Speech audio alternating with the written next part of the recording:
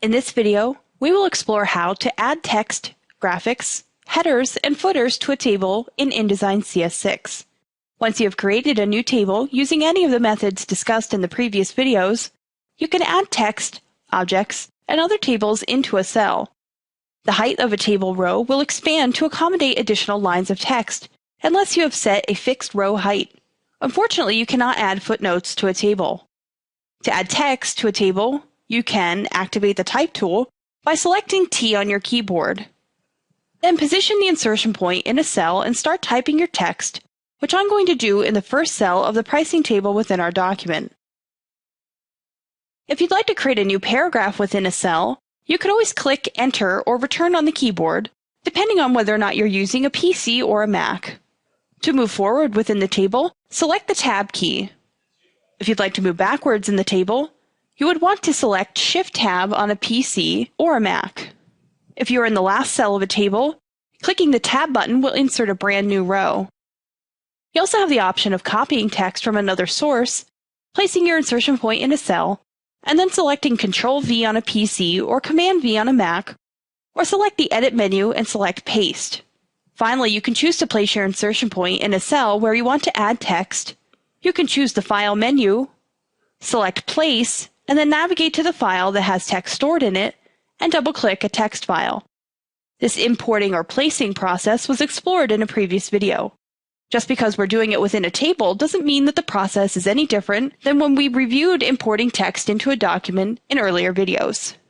To add a graphic to the table, first you can position the insertion point where you want the graphic to be added to.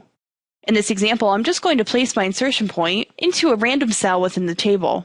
Then I'm going to select the File menu, select Place, and then double-click on the graphic's file name.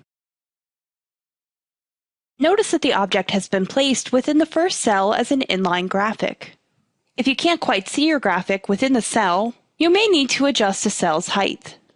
I'm going to undo this action so that I can demonstrate that you can also copy a graphic or frame, position the insertion point within the table, and then paste the object, which I will do now. Let's say that our image is sitting outside of the table. I simply need to select the image, press Ctrl-X or Command-X on my keyboard, place my insertion point within the cell, and then on a PC press Ctrl-V, or on a Mac press Command-V. Notice now that the image has been placed within the cell. Again, when you add a graphic that is larger than the cell height expands to accommodate the graphic, but the width of the cell doesn't change. The graphic may extend beyond the right side of the cell. If the row in which the graphic is placed is set to a fixed height, a graphic that is taller than the row height causes the cell to be overset, and you may need to make some adjustments. Next, we'll explore adding table headers and footers to our table. When you create a long table, the table may span more than one column, frame, or page. You can use headers and footers to repeat the information at the top or bottom of each divided portion of the table. You can add header and footer rows when you create the table, and you can also use the Table Options dialog box to add header and footer rows and change how they appear in the table. You can also convert body rows to header and footer rows. To convert existing rows to header and footer rows, select the row at the top of the table to create a header, or at the bottom of the table to create a footer. Then select the Table menu, select Convert Rows, and then select the To Header or To Footer option. Now, if this table were to grow in size, the information within the top header row would be repeated. If you'd like to later change header and footer row options, first place the insertion point in the table, then choose Table, Table Options, and then Headers and Footers. Specify the number of header and footer rows. Blank rows may be added to the top or bottom of the table depending on what you choose.